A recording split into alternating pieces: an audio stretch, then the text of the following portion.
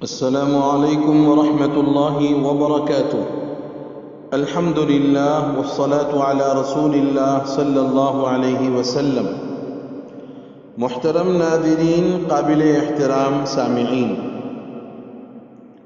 آج آپ کی خدمت میں ان یاران باصفا شہیدان عشق و وفا حضرات صحابہ رضوان اللہ تعالی علیہم اجمعین سے متعلق اس وقت سوشل میڈیا پر جو افواہات اور بکواس بکی جا رہی ہیں، اور بکنے والے بھی اپنے آپ کو اہل بیت میں کا ایک فرد کہتے ہیں، اپنے آپ کو کہتے ہیں کہ میں مہدی کا راستہ ہموار کر رہا ہوں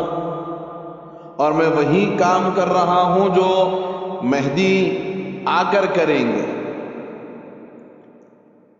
ذرا غور فرمائیے گا کہ خود کو اہل بیت کا فرد بھی کہتے ہیں اور اپنے متعلق یہ بھی کہتے ہیں کہ برا نہ مانا جائے، میں وہی کام کر رہا ہوں جو امام مہدی آ کر کریں گے، اور میں مہدی کے لیے راستہ ہموار کر رہا ہوں، اور ساتھ میں اصحاب محمد صلی اللہ علیہ وسلم پر اپنی زبان بھی دراز کر رہے ہیں۔ آپ غور کریں کہ کیا ان دو باتوں میں کچھ مناسبت ہو سکتی ہے؟ جب آپ خود کو اہل بیت کا فرد کہتے ہیں تو حضرات صحابہ کرام سے عقیدت اور محبت تو آپ کا جزو ایمان ہونا چاہیے۔ کبھی آپ نعوذ باللہ، ہزارہا مرتبہ نعوذ باللہ، حضرت ابو ہریرہ جیسے محدث اور فقیہ کو بنو امیہ کے حاضر باش مولوی کہتے ہیں، اور کبھی حضرت معاویہ رضی اللہ عنہ اور ان کی حکومت کو ظالمانہ حکومت اور اس کے سربراہ کو ظالم کا نام دیتے ہیں، العیاذ باللہ۔ یہ آپ کی افواہات اور آپ کی بکواس کوئی نئی نہیں ہے۔ آپ ہر تھوڑے دن اپنے آپ کو اپڈیٹ کرتے رہتے ہیں، ہر کچھ دنوں کے بعد آپ اپنے مزاج میں کچھ نئی تبدیلی لے کر اور امت میں ایک نیا فتنہ لے کر کے آتے ہیں۔ ہمیں تو اس بات کا قلق ہے کہ ایک ایسا عالم جس کی زبان، جس کا بیان لوگوں کے دلوں پر اثر کرتا ہو، آج وہ عالم اپنی زبان اور اپنے بیان کا رخ کس طرف لے کر کے جا رہا ہے۔ بڑا افسوس ہوتا ہے مولانا سلمان ندوی صاحب۔ وہی آپ کی خدمت میں حضرات صحابہ کرام سے متعلق وہ باتیں جو آپ کے گھر کی نہیں ہیں یا کسی اور کے گھر کی نہیں ہیں، وہ کتاب اللہ اور سنت رسول اللہ کی ہیں، وہ آپ کی خدمت میں پیش کرتا ہوں، اور شاید امید کرتا ہوں کہ ان باتوں کو سننے کے بعد، جیسے آپ نے ابھی فی الفور اپنی برات کا اور اپنے معافی نامے کا ایک ڈھنگ اور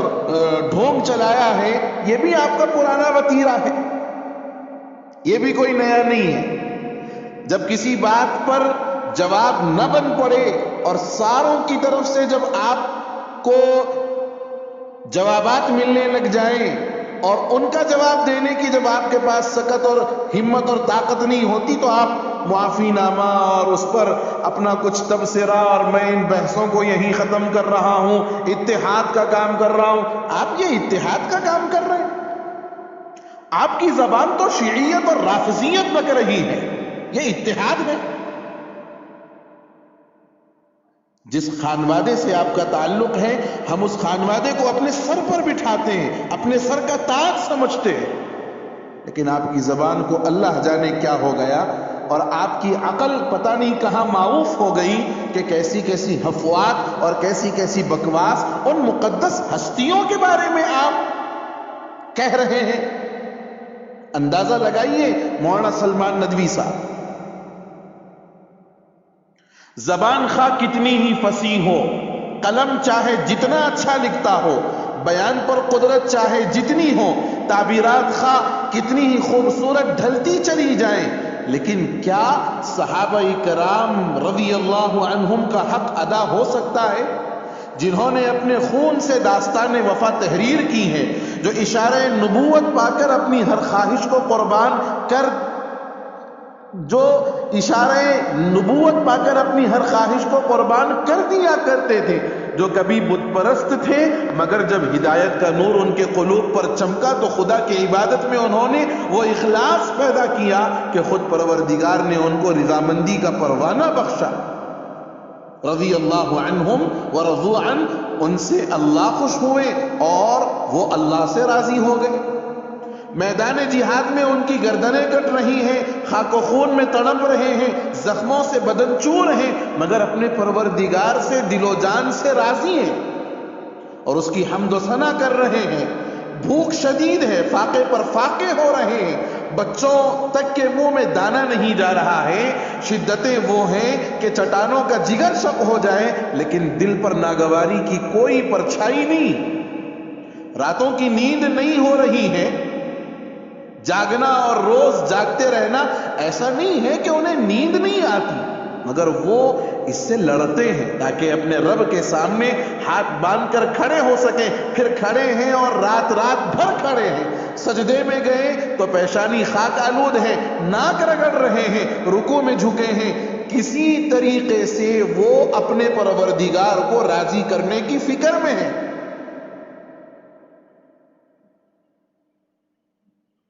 اور ایسی عبادت کہ سب مشقتیں جھیل رہے ہیں، بدن تھک جاتا ہے، سر بوجھل ہو جاتا ہے، پاؤں سوج جاتے ہیں، مگر جوش عبادت بڑھتا ہی جاتا ہے۔ طبیعت پر گرانی کا کیا گزر، معذرت کر رہے ہیں کہ اتنی عبادات کے باوجود حق ادا نہیں ہوا، استغفار جاری ہے، راتیں ان کی نمازوں کی امین ہیں، صبح کی گھڑیاں ان کے استغفار و مناجات کی گواہ ہیں، ان کا دل ہے کہ شفاف آئینہ ہے، ریشم جیسا ملائم ہے، مضبوطی میں فولاد ہے۔ بھلا ان بزرگوں کا حق الفاظ میں کیا ادا ہوگا؟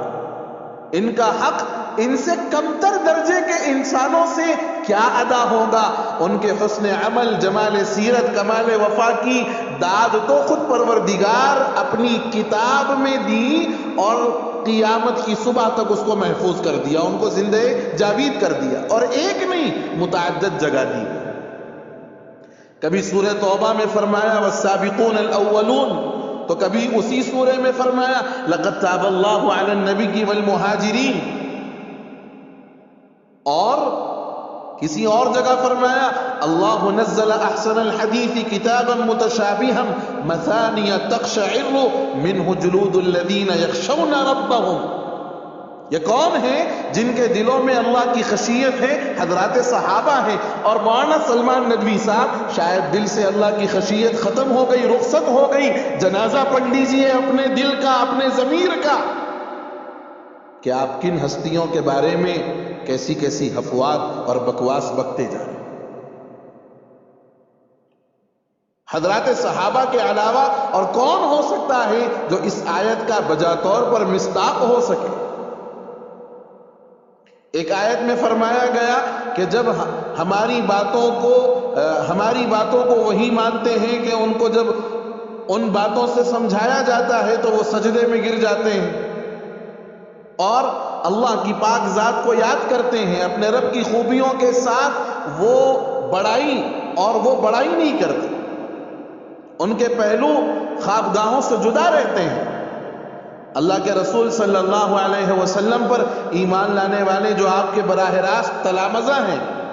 اللہ نے اپنی کتاب میں ان کا ذکر کر کے انہیں زندہ جاوید بنا دیا، ان کے فضائل و مناقب رہتی دنیا تک دہرائے جا رہے ہیں، اور رسول اللہ صلی اللہ علیہ وسلم نے صحابہ کرام کے اجمالاً اور تفصیلاً جو فضائل و مناقب ارشاد فرمائے ہیں ان کا تو احاطہ کرنا بھی مشکل ہے۔ حدیث کی تمام کتابیں، آپ بھی محدث ہیں، آپ بھی حدیث پڑھاتے ہیں، تمام کتابوں میں ان حضرات کے فضائل و مناقب کے لیے مستقل ابواب ہیں۔ میں صرف ایک حدیث جو بخاری کی ہے وہ پیش کرتا ہوں۔ حضرت ابو سعید خدری رضی اللہ عنہ فرماتے ہیں کہ رسول اللہ صلی اللہ علیہ وسلم کا ارشاد ہے کہ لوگوں پر ایک ایسا وقت آئے گا کہ ایک لشکر جہاد کے لیے نکلے گا، لوگ آپس میں کہیں گے کہ تم میں کوئی صحابی رسول ہے؟ معلوم ہوگا کہ ہاں ہیں، ان کی برکت سے پتہ ہوگی۔ مولانا سلمان صاحب غور سے سنیے گا۔ پھر دوسرا دور آئے گا، لوگ تلاش کریں گے کہ تم میں اصحاب رسول صلی اللہ علیہ وسلم کا کوئی صحبت یافتہ یعنی تابعی ہے، معلوم ہوگا کہ ہاں ہیں، پھر ان کی برکت سے پتہ حاصل ہوگی۔ پھر تیسرا دور آئے گا اور جہاد میں تلاش ہوگی کہ اصحاب رسول کے صحبت یافتاؤں کا کوئی شاگرد ہے، معلوم ہوگا کہ ہاں ہیں، پھر ان کی برکت سے پتہ حاصل ہوگی۔ غور کیجئے، نبی کی صحبت کی تاثیر دیکھیے، صحابہ اکرام میں اس کا اثر کتنا قوی ہے کہ اس کی برکت دور دور تک پھیلی ہوئی ہے۔ اس سے حضرات صحابہ کی عظمت کا اندازہ لگایا جا سکتا ہے۔ حضرت عبداللہ ابن مسعود رضی اللہ عنہ نے اصحاب رسول کا تعارف اس طرح کروایا، اللہ تعالیٰ نے اپنے بندوں کے دلوں پر نظر فرمائی تو محمد صلی اللہ علیہ وسلم کے قلب کو سب سے بہتر پایا، تو آپ کو اپنی ذات کے لیے منتخب فرما لیا اور رسول بنا کر بھیجا۔ اس کے بعد اپنے اور بندوں کے قلوب پر نظر فرمائی تو صحابہ کے قلوب کو سب سے بہتر پایا تو انہیں اپنے نبی کا وزیر بنایا۔ حضرت عبداللہ ابن مسعود رضی اللہ عنہ کا ایک قول ہے جس میں انہوں نے حضرات صحابہ اکرام کا بہت جامع اور بلیغ تعارف کروایا اور انہیں حق ہے کہ وہ صحابہ کا یہ تعارف کروائیں۔ کہتے ہیں کہ یہ محمد صلی اللہ علیہ وسلم کے اصحاب ہیں، اس امت میں سب سے افضل، قلب کے اعتبار سے سب سے نیک، علم کے لحاظ سے سب سے گہرے، تکلف میں سب سے کم۔ اللہ نے ان کو اپنے نبی کی صحبت کے لیے اور اپنے دین کو قائم کرنے کے لیے چنا تھا۔ ان کی فضیلت کو پہچانو اور ان کے نقوش قدم پر ان کی پیروی کرو اور جتنا تم سے ہو سکے ان کے اخلاق اور ان کی سیرت کو مضبوطی سے پکڑو، کیونکہ وہ سب حضرات سیدھی ہدایت پر تھے۔ اب ذرا غور فرمائیں، حضرات صحابہ کے اس تعارف کے بعد کیا کوئی ایسی بات کسی مومن کے دل سے یا کسی مومن کی زبان سے ایک ادنا ایمان والا بھی اپنی زبان کو بڑا محتاط رکھتا ہے، بالخصوص ان حضرات کے سلسلے میں جو واسطہ ہے دین کا ہم تک پہنچنے میں؟ اور آپ ایک عالم ہوتے ہوئے، ایک بڑے خانوادے سے تعلق رکھتے ہوئے لگتا ہے کہ یا تو آپ کسی باطل طاقتوں کا آلہ کار بن گئے ہیں یا پھر یہ ہے کہ آپ کی عقل معوف ہو چکی ہے، جو ان مقدس ترین ہستیوں کے سلسلے میں آپ اپنا مزاج صراط مستقیم سے ہٹاتے جا رہے ہیں۔ ہم دعاگو ہیں اللہ تعالیٰ آپ کو ہدایت نصیب فرمائے، آپ کی زبان کی وہ تاثیر جو پہلے تھی اور لوگ اس کا اثر لیا کرتے تھے، اللہ وہ تاثیر پھر سے آپ کو دے دے اور آپ ان باتوں سے کھلم کھلا توبہ کر لیں اور اپنی برات کا اعلان کریں، اور ساتھ ہی ساتھ ان اکابر